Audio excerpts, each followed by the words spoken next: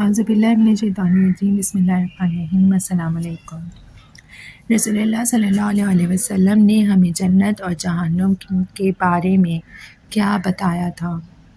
رسول اللہ صلی اللہ علیہ وسلم نے فرمایا کہ قیامت کے دن اہل دنیا میں سب سے زیادہ نعمتوں کے مالک جہنم کے ایک مستحق کو لایا جائے گا اور اسے آگ میں ایک ڈبکی دی جائے گی۔ پھر کہا جائے گا کہ آدم کے بیٹے، کیا تو نے کبھی کوئی بھلائی دیکھی؟ کیا تمہیں کبھی کوئی نعمت چھو کر گزری؟ تو وہ کہے گا، اے پروردگار، اللہ کی قسم کبھی نہیں۔ یعنی وہ انسان جو دنیا کی آسائشوں میں کھو کر اللہ کو بھول گیا اور جس نے اللہ کی بے شمار نعمتوں کے باوجود بھی ناشکری کی، گناہ کیے، اللہ کی نافرمانی کی، دنیا کی اتنی عیش و عشرت والی زندگی گزارنے کے بعد جب اللہ تعالیٰ اس انسان کو جہنم میں ایک ڈبکی دے گا تو اس انسان کو ہر وہ آسائش، ہر خوشی، ہر راحت بھول جائے گی جو اس نے دنیا میں دیکھی تھی۔ اس کا دل خوفزدہ ہو جائے گا، اس کا دل غمزدہ ہو جائے گا، اسے یوں محسوس ہوگا جیسے اس پر کبھی کوئی اچھا وقت آیا ہی نہ ہو۔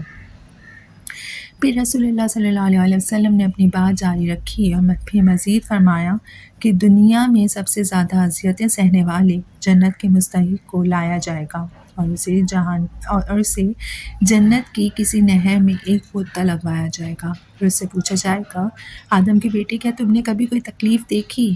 کیا کوئی تنگی تمہیں چھو کر گزری؟ تو کہے گا، نہیں، اللہ کی قسم، اے پروردگار، مجھے کوئی اذیت نہیں اٹھانی پڑی اور میں نے کبھی کوئی سختی نہیں دیکھی۔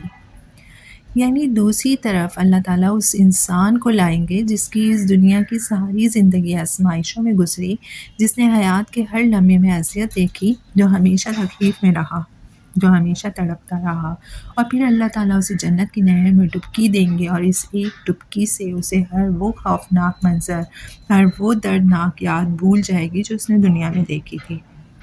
یعنی اس کا دل خوش ہو جائے گا، اس کے دل کو راحت نصیب ہو جائے گی، اسے اطمینان حاصل ہو جائے گا۔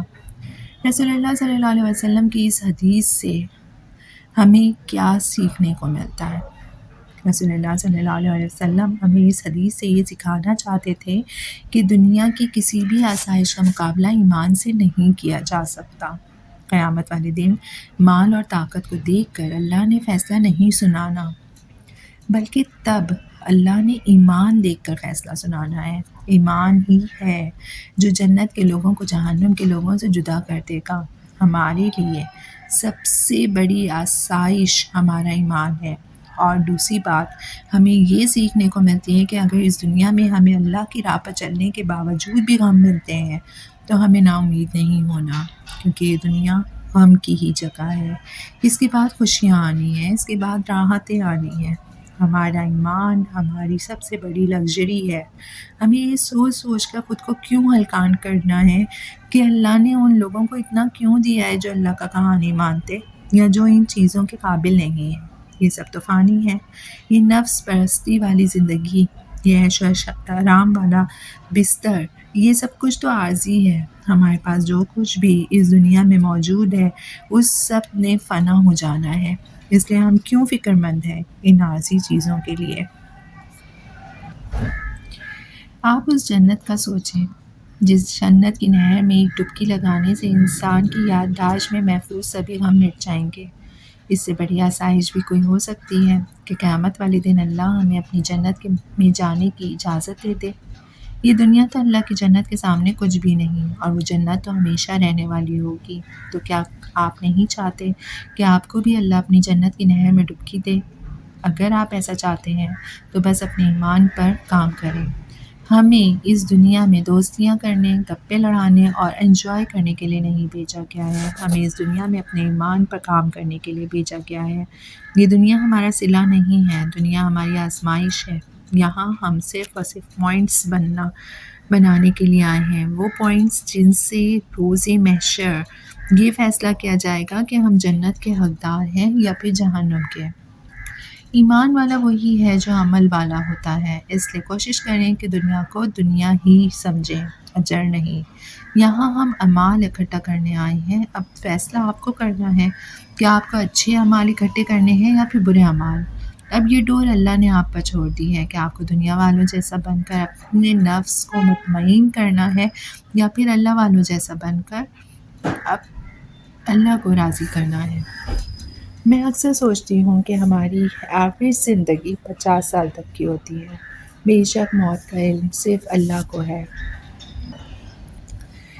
لیکن اگر ہم زیادہ سے زیادہ بھی زندہ رہنے کا اندازہ لگائیں تو 50 سال ہی عموماً لائف ریشو ہے۔ تو اس کے مطابق ہم گنا ان 50 سالوں کے مزوں کے لیے کرتے ہیں۔ اس کے بعد جو ہم نے باقی سارے سال گزارنے ہیں ان میں ہم کیا کریں گے؟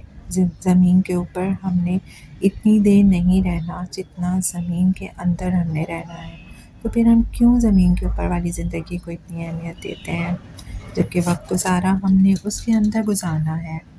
تو آپ نہیں چاہتے کہ آپ اس زمین کے اندر رہنے کا سامان اکٹھا کرنا شروع کریں؟ اگر آپ کو پتہ ہو کہ کل طوفان آنا ہے اور اس طوفان نے آپ کے گھر کو اڑا لے جانا ہے، تو آپ بیٹھ کر گھر کو سجائیں گے یا پھر اس طوفان سے بچنے کے لیے کہیں دور بھاگیں گے؟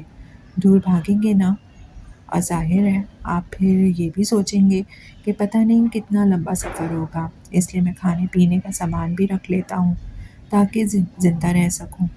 ایسا ہی کریں گے نا؟ تو پھر یہاں تو آپ کو پکا پتہ ہے کہ ایک طوفان ہر صورت آنا ہی آنا ہے، اور مزید خوفزدہ کر دینے والی بات یہ ہے کہ وہ طوفان کب آ جائے کچھ پتہ نہیں، ابھی بھی آ سکتا ہے۔ جب آپ میری ویڈیو سن رہے ہوں گے جہاں تو 1 سیکنڈ میں نکل جانی ہے، تو پھر آپ اس طوفان سے بچنے کی تیاری کیوں نہیں کر رہے؟ آپ کو نہیں پتہ کہ آگے کتنا لمبا سفر ہے؟ اس سفر کا سامان کیوں نہیں باندھ رہے آپ؟ اپنی بیگ کو تیار کریں، اپنے بیگ میں